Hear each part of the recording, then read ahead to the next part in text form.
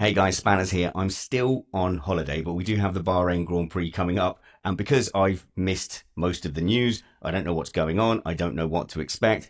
The reason I wanted to record more than anything is so I could jump on and I could ask Matt Trumpets what's going on, what I should look forward to, and what on earth is going on with the FIA. So the person here to be the sayer and teller of things, Matt Two Rumpets, joins us now. Hey, Matt. Hey, I'm trying not to be miffed that I didn't get invited to go on your family vacation. We are well wishers in that I wish you no specific harm. But apart from that, no. Yeah, I'm still here. I'm very relaxed. We're about to go out for dinner. I've got a can of San Miguel on the go. And I have seen things popping up about the FIA, an organization that has been creaking at the seams for the last couple of years. But now I'm wondering if this latest surge is going to be the surge that breaks the dam. So there is going to be in this recording some preview stuff. Of course, we want to know what tire compounds Pirelli has used and how conservative they've gone. I also want to know what everyone thinks about Lewis Hamilton's hair, which is apparently a big deal. And also, I want to talk a little bit about what expectations you should have for certain Grand Prix, especially if you're a newer fan. I was so shocked at how surprised everyone else seemed to be about Suzuka being a quote unquote boring race. Because to me, we had set our expectations properly. And so you go, oh, okay, it's the same with Singapore. So I might go through a few of the upcoming tracks and talk about what expectations I have as well. But before all that, Matt, big breaking news at the FIA. What's going on? Well, the big breaking news is that Robert Reed, who is the director of sport, or I should say, was the director of sport at the FIA, has officially turned in his papers saying that recent actions, specifically decisions he says are being taken behind closed doors and evading processes that are meant to allow for transparent evaluation of decisions are being skipped, and he can no longer in good conscience be a part of this. Now, this is yet another high profile resignation. And it accompanies also, and this is where you begin to get the idea that perhaps there's a certain behind the scenes element at play. We saw a statement from ex CEO Natalie Robin, who said she had resigned mutual agreement with the FIA, but is now saying specifically she was forced out because she had disagreements with MBS about certain decisions. And this means that it's starting to look like there's a bit of engineering going on because, as I'm sure we all recall, this is an election year. The presidential election for the FIA is in December. Right now, there is no challenger to MBS. But if you throw in the fact that there's been a new round of correspondence between Motorsport UK and that chairman, Dave Richards, who is still not allowed into WMSC meetings because he will not sign the updated non-disclosure agreement, it's starting to look like there's a real push coming from or being led by Motorsport UK to mount a very serious challenge to MBS. Whether or not it's successful, it's going to be hard to say. MBS has undertaken certain actions with regards to budget and financing, particularly ASNs, that would be the national automobile clubs that make up the WMC. He's changed how they're financed. He's given them more money. So he's thought to sort of have a lock on it from a counting votes right now point of view. But there's also great dissatisfaction amongst a lot of the old-time tracks. And that civil war that I talked about in the FIA is getting closer to a whiff of grape shot, if you know what I mean. So obviously, whoever's going to be FIA president relies on votes from these local motorsport associations, Yes. and the funding for those local motorsport associations is dictated by the FIA president. Yes, that is correct. And I believe this is part of the change in the financing has happened after Dave Richards was barred from the WMSC, and sort of a larger complaint that a lot of these are taking place remotely, which allows for no debate and discussion amongst the members. So Motorsport UK has told the FIA they plan to pursue a legal challenge to all of these decisions because they don't feel they meet the minimum of the FIA's own rules. So legally speaking, these shouldn't be binding and they cannot be enforced. That has to be adjudicated in court. And Motorsport UK, as of 2 Thursdays ago, when I talked to people in the business about it, seems to be full steam ahead with their plan to take on the FIA directly. And looking at these actions, wouldn't be surprised to see them putting somebody, maybe Robert Reed himself, forward as a candidate against MBS. Okay, but which court is it, and what can that court do? I believe it would probably start out in the, well, I'd have to do research on that. Probably the International Tribunal or the Court of Appeals, but would almost certainly wind up being adjudicated in France, where the FIA has its partial headquarters, or maybe Switzerland, which is the other place they have headquarters.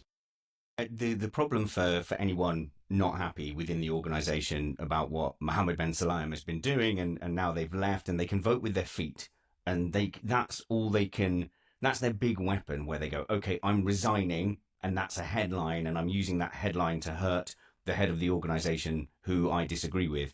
And say in the UK, when Boris Johnson's government was falling apart, I say this not to be political, but they went one by one, and they almost went at what's the maximum time that my resignation would have the biggest, greatest impact. So for this one, you go, well, the timing probably isn't a coincidence. This is the first time the FIA president is going to a Grand Prix weekend for 2025. He's going to be in Bahrain. And then this resignation has come days before those appearances. And now he's basically guaranteed that any questions he gets are going to be about this resignation. Yeah, that would be correct. And we know also from Dave Richards' own correspondent, he's planning to be in the Middle East and is going to try to talk to MBS directly to resolve these quote unquote concerns. But the pattern is troubling with regards to the decisions being made, whether you agree with them or disagree with them. What we've seen is essentially a shutting down of the democratic process of the WMSC in decisions increasingly being made only by the executive and often without the input or even going through the processes that are set up for him to make these decisions without the WMSC. Yeah, but it's not a country. So if this was a country and it was being run more and more like this way, like imagine a country where the head just kept getting more and more executive powers to implement things under the, delusion of emergencies. Well, it's one thing it's one thing to get more emergency powers. It's another thing to just give them to yourself. And I think that's what's happening here. It's not that the WMSC has said, yes, we've had a full debate about it. And we think we actually, from an efficiency point of view, it makes sense for you to make these choices directly. Or we feel like we should revamp these.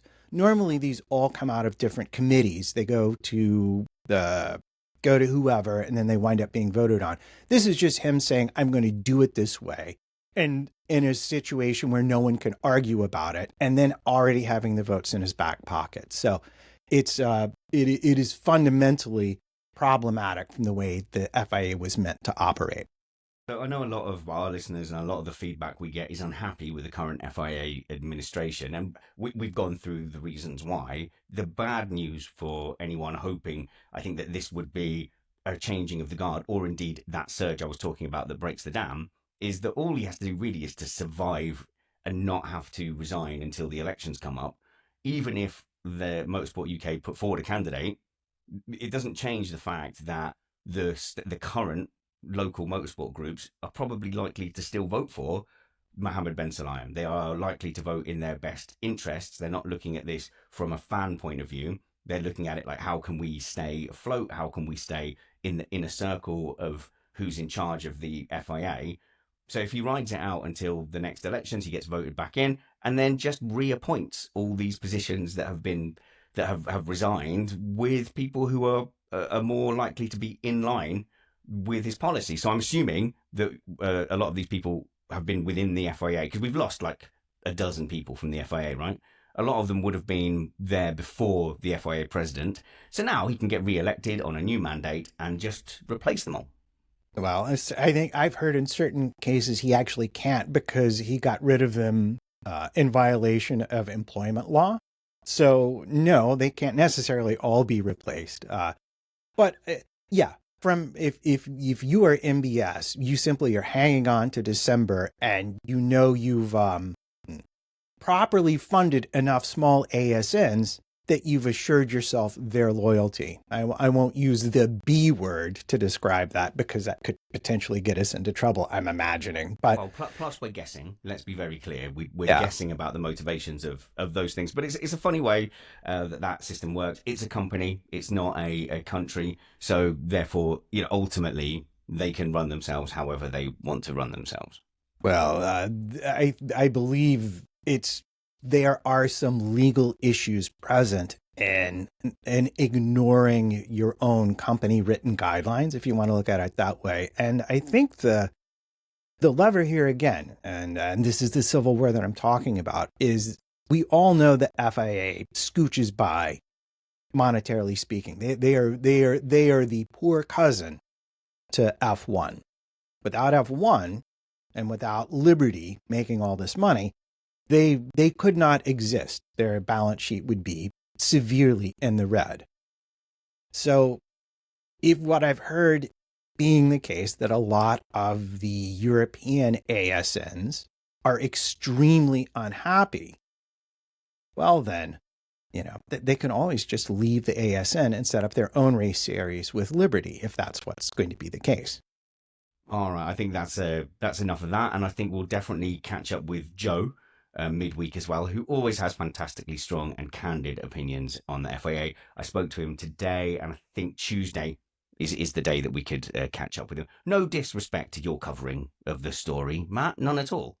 Well, no, I'm not. How can I compete with someone who's been to every race and knows all those people? I put Well, together what I learned from the few people who occasionally tell me things, and I well, speculate a lot, yeah. The bottom line wildly. is you were available today, and Joe wasn't.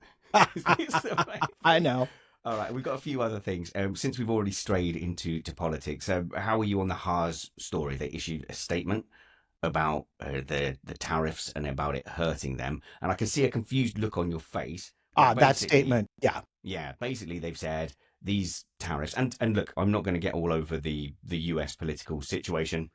I would say that watching your country basically put economic sanctions on itself must be a little alarming and troubling. I've gone through that process myself. However, there's some question marks over whether this is just hard negotiation or whether this is, tariffs that will come into effect. But in any case, you've got a lot of businesses over there panicking, and F1 is a business. Haas F1 is a business, and they seem to be suggesting that basically they've got to put a pause on all recruiting.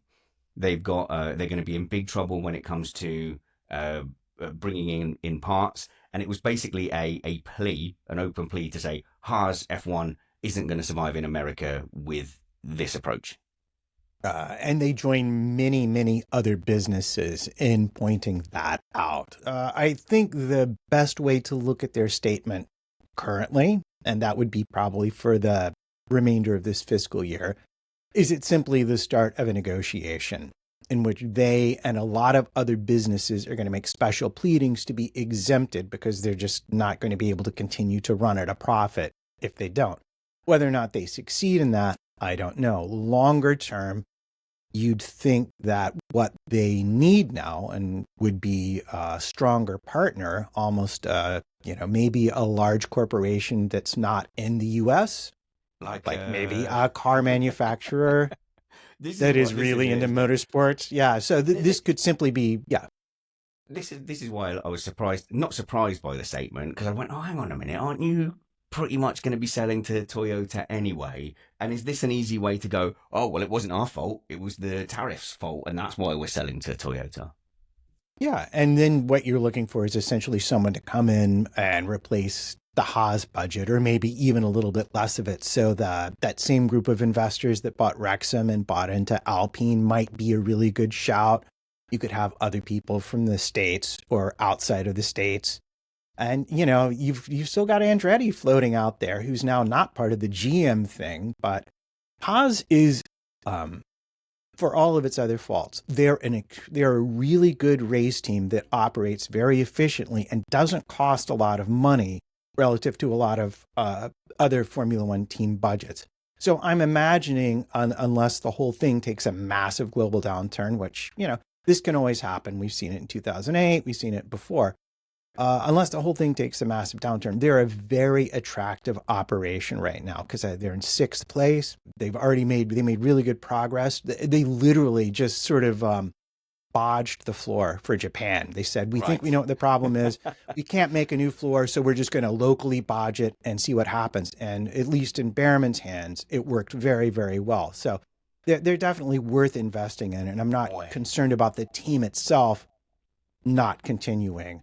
Haas as their main sponsor, maybe not so much. Oh, you mean the outfit? So the outfit, the group of people continuing, but whether that be under a Toyota badge or a Haas badge, but or a something Toyota badge, yeah.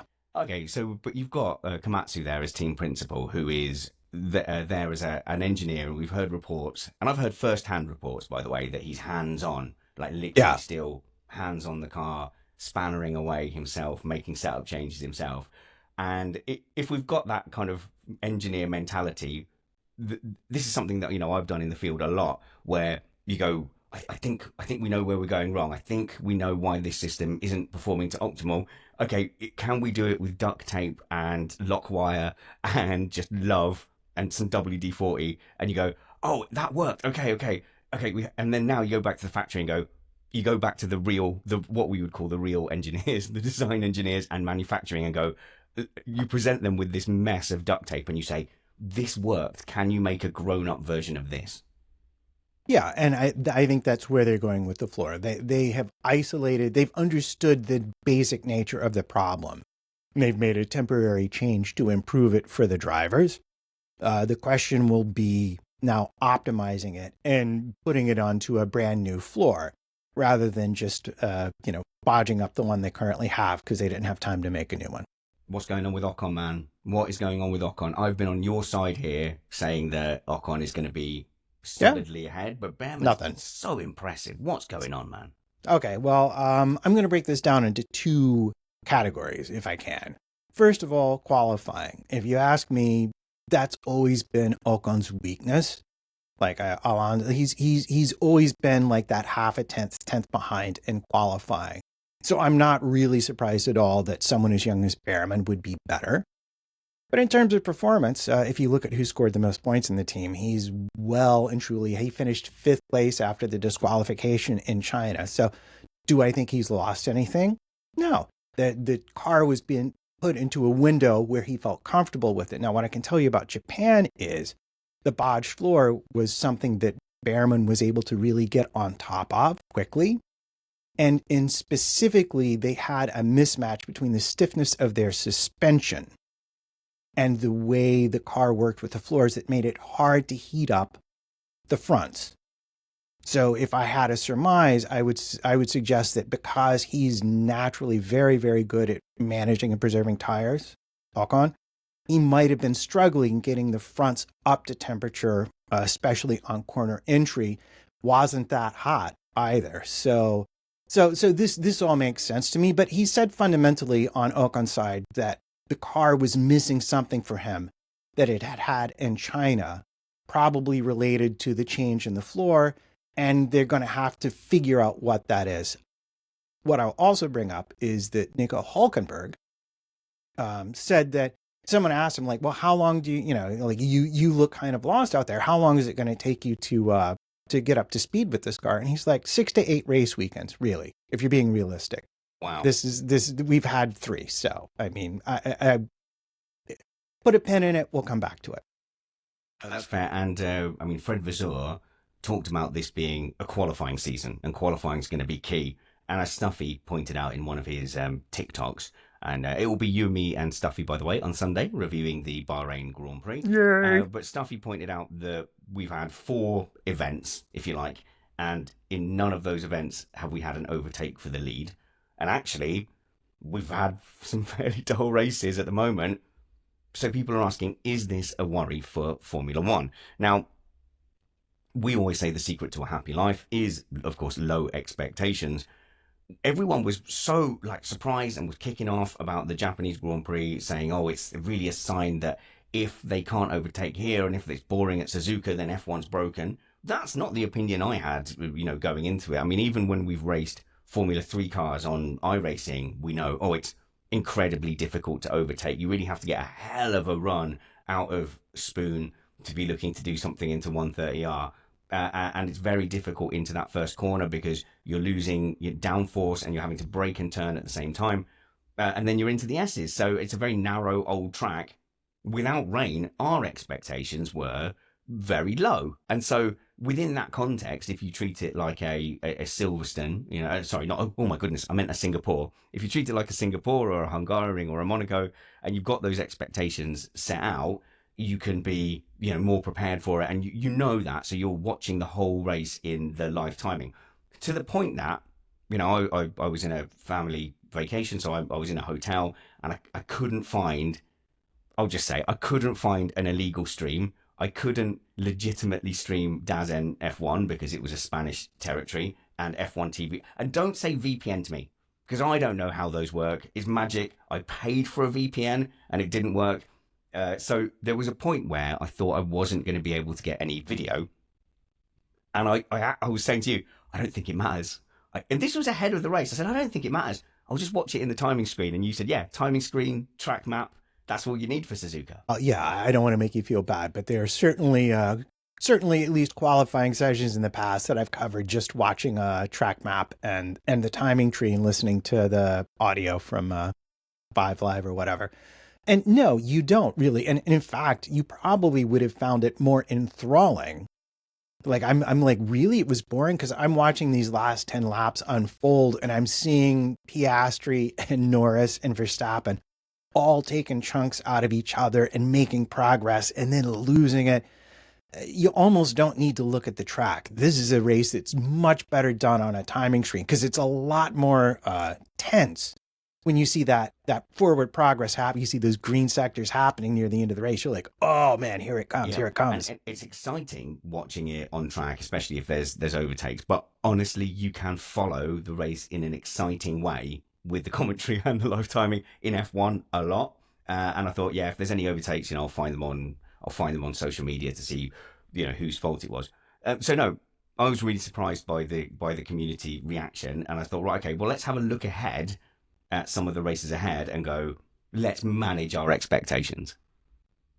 Well, yeah, and we should, because in a lot of ways, Formula One has become a victim of its own success. We see this often in regulation sets. As you get nearer to the end of a regulation set, suddenly the field finally compresses. If you look at the qualifying margins, or if you look at the margins between fastest laps in the race, you'll see that this is one of the closest fields we've seen in quite some time.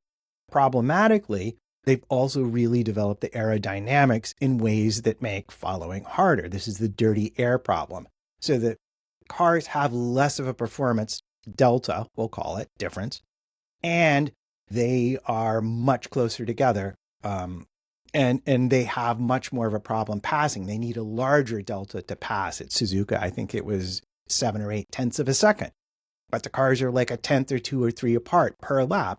So you've naturally created this problem for yourself by being successful Formula One. And this is one of the reasons why we see the regulations upset every so often. So I looked ahead to see, right, which tracks should we have high expectations for or low expectations? And I went, oh no.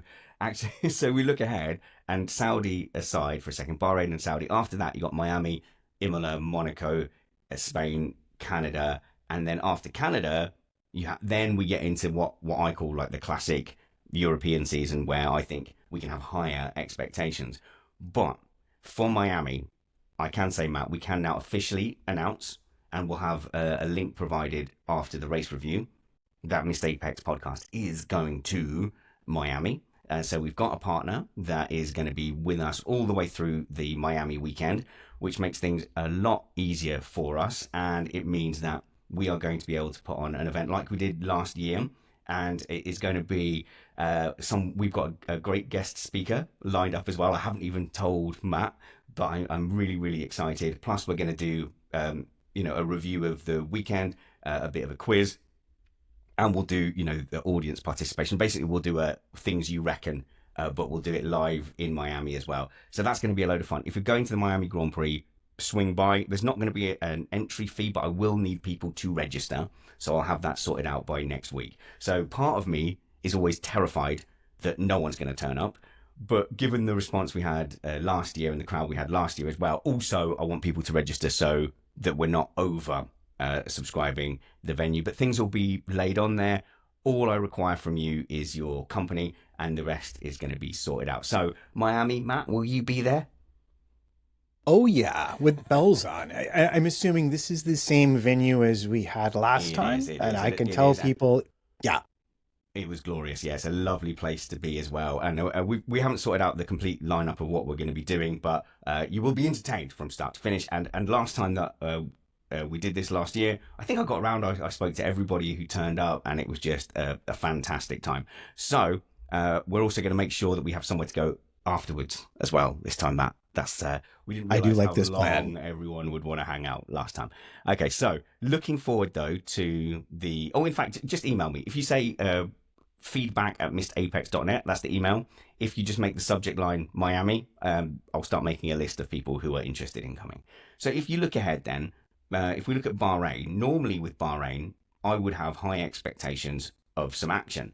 And I did see someone tweeting, right, if Bahrain doesn't have overtaking, then this season is broken.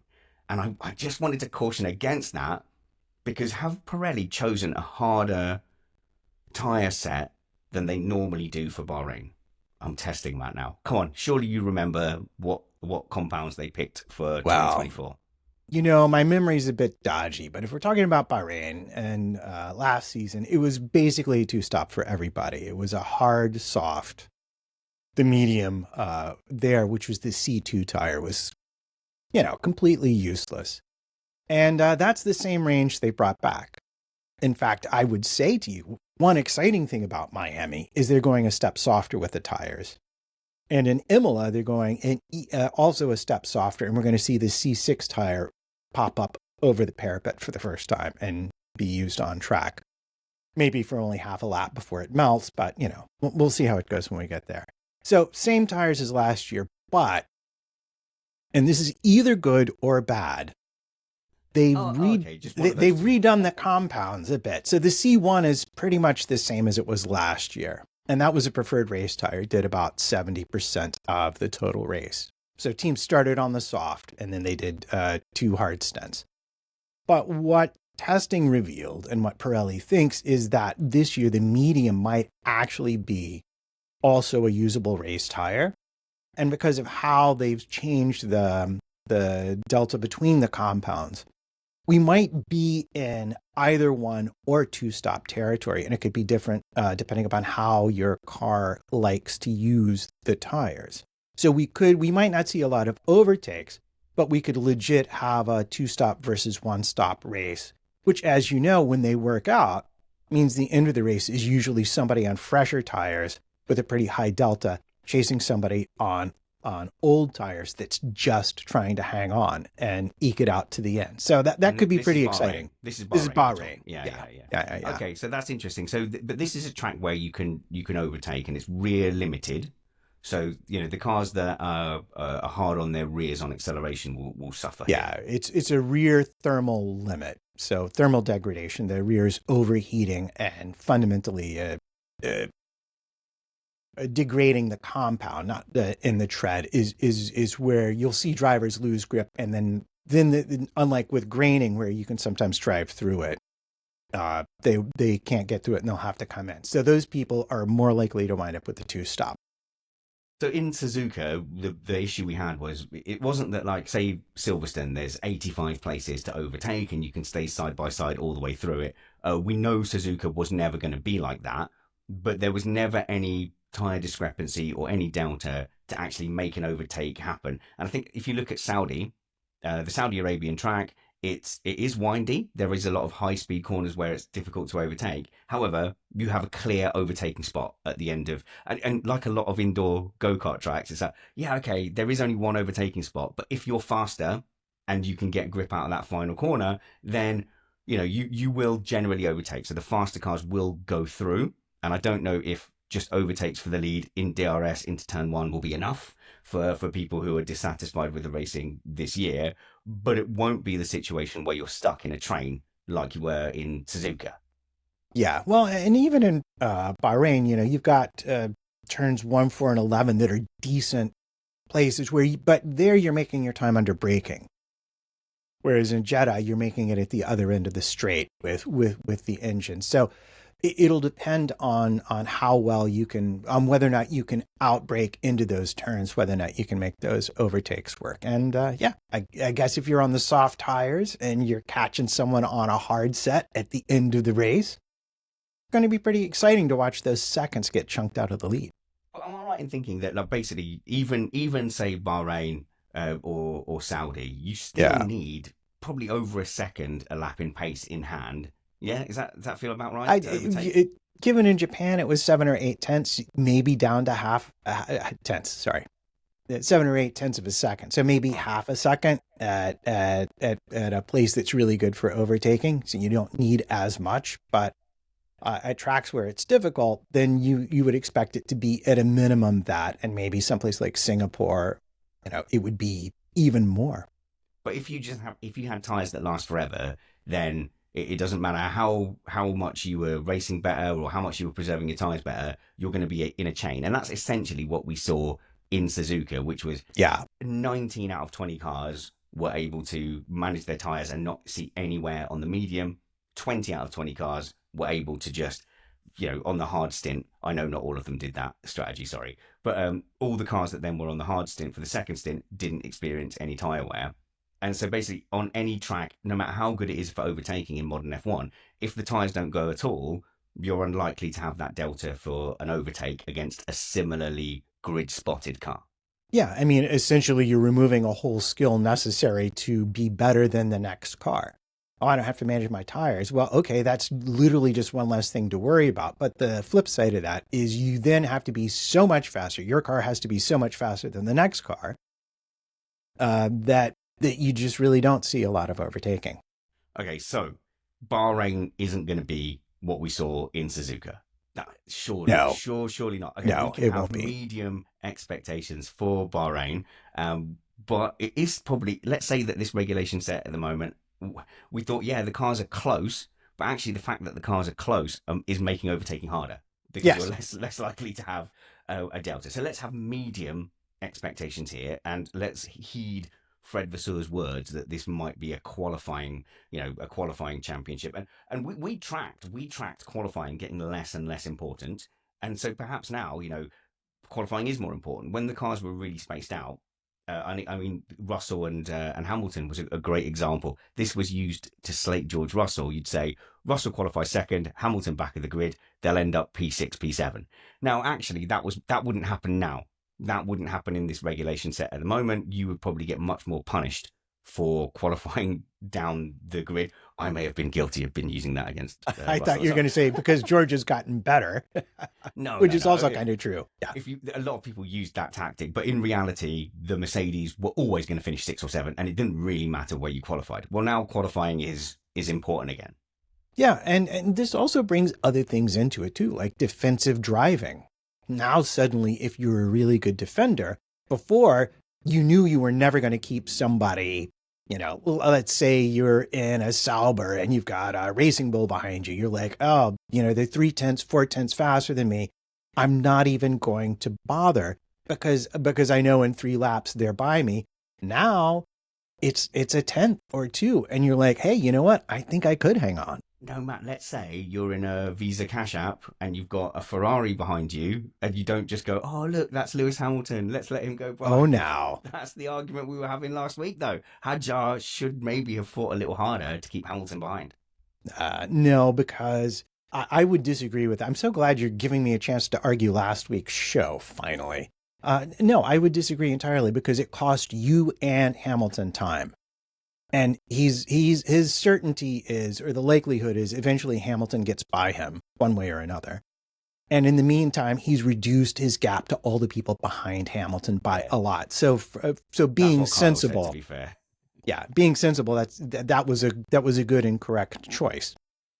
Okay, so looking ahead, so we're thinking medium expectations for Bahrain. Saudi Arabia, my expectations is always please, please don't let there be a big crash in the S's that the people behind just have no chance of seeing and we get some T-boning. I do tend to watch that race through gaps in my fingers quite a lot. But you could say there's going to be overtaking Saudi Arabia. And we've seen some great moves. We saw Bearman around the outside of turn three in 2024. You know, there is opportunities there. I don't like turn one because it's one of those safety chicanes where, yeah, they have a little tussle and then the outside car ends up going over the chicane and cutting it. And then it's, oh, should he have to give the place back? And go, it's just being decided in the steward's office. Yeah, and you know, Canada interestingly can be that way too. But Sure. I think the thing to recall, just the thing to think about in general, is that the nature of these cars is they're losing downforce when they're following each other through turns. But when you've got turns that are wide enough for cars to go side by side, then that car that's making the pass actually isn't really losing nearly as much downforce as when they're nose to tail.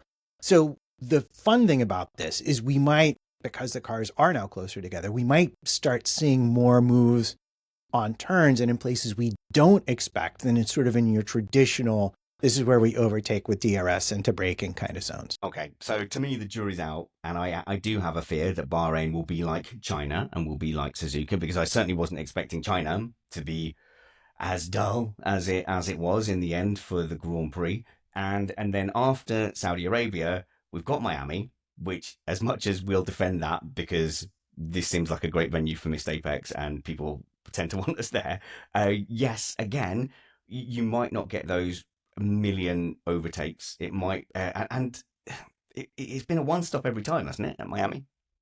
Yeah, I haven't looked, but I'm thinking unless there's weather, unless it rains, then probably that's what we're looking at. Although it will be hard to beat watching Norris win his first race, which is what we did last year. That was So, exciting as well. And I don't you think know, it's a sprint weekend at Miami this time either. So you uh, go, okay, so medium expectations for Bahrain. I would say medium to high for an entertaining race. Medium for Saudi Arabia. Uh, Medium to low. I think expectations to be managed at Miami. That's fine. Same for Imola as well. And this is all dry, by the way. So we're not talking about if there's a wet race, that then does add an extra element. But yeah, Imola is like Suzuka. It's from the same era of Formula One. It's had those classic races, but in the long, long ago. And then we're into Monaco, which I don't think I'll be on that show. I've managed to miss the last couple, that's Matt. that is the Missed Apex tradition now. Well, it's a good chance for me to take a break, isn't it? And then, Yeah, so Spain and Canada, I think are better for will you be entertained than Imola and Suzuka. But again, they are races where you can have processions. So I was looking ahead about managing expectations, and I went, oh dear, we're getting into a run of Miami, Imola, Monaco, Spain, Canada. It's going to sound an awful lot like I'm just an apologist for Formula One. But then you go, but then look, then I'll bet my hat that Austria, Silverstone, Spa, Hungaroring, and then Monza coming up after that, Baku 50-50 chance. Then you've got a back end into Circuit of the Americas. You've got Interlagos there, then you've got more of a fair smattering of low expectation, high expectation. yeah. I just think everyone may be overreacted to a dull Suzuka race. Well, yeah, but again, think about how exciting the end of last season was, and and you just naturally want to carry over that momentum into the new season. But there are new cars, there are new parts, there's new tires, there's new surfaces on the tracks that change things. You just got to remember, at the end of the day, it's more like watching chess than it is like watching boxing, for example. You know, you settle in for the long term, and there's strategy, and when you get the exciting, when someone stands up and kicks the whole table over, that's, that Yeah, does happen too. I definitely don't want to stray into if you didn't enjoy it, then you watched it wrong. But, No, no, no, no. That's not yeah, what I mean. yeah, I'm just saying yeah, that the nature of your expectation should be I'm watching again, a 0-0 football game, for example. Here's my disappointment, which was last year. Yeah, it's going to be the most exciting ever because they're going to be so close. They're going to be so close in performance. And then this year it's like, oh, they're so close in performance. Nothing's happening. But we've had several different winners. So across the 4 races, we've had 4 different winners. We've had Norris, Piastri, Verstappen, and Hamilton who have won events. So you go from that point of view. It's not if it was this kind of regulation set, but you knew it was Verstappen winning every week, it would be worse. So I'm certainly not apologising, and I'm being an apologist, and I'm not dismissing people who weren't specifically entertained. But if you are going to stick with F1, and I think you should, because, I like podcast downloads, if you're going to do that, then manage expectations, have the timing screen up, and also be in the Missed Apex Patreon Discord by going to patreon.com/Missed Apex. And that's a good enough reason, hanging out in our Patreon Discord during the race, that's a good enough reason to tune in anyway. And we're back to normal social hours for UK and US people, Matt. So. Which is very, very, very nice for me and the family, I will say. Nothing like being up till 4 a.m, working on show notes. Yeah, I know. Speaking of family being very understanding, thank you, family. They're all having to be quiet on holiday for a little bit. They're just having infinite screen time. And since we've been strict about it on holiday, they're just like, yeah, I know we've been strict about screen time, but now it's convenient to me for you to go nuts. Stuck on your phone. Well, that's good preparation for adulthood. I want to flag up one more thing. You were right to point out that even if the racing hasn't been super exciting, the race for the Drivers' Championship does look like it could be super entertaining, even if not entirely on track. But Pirelli is bringing softer tires to Miami. They're bringing softer tires to Imola. And I suspect if they're successful with that, we could see more aggressive tire choices from Pirelli for the rest of the season. And that could also change how things play out in terms of having, leaning more towards a 2-stop instead of a 1-stop, which gives you greater advantages for undercuts and overcuts and just general chicanery and shenanigans. Well, I hope you enjoy your race weekend.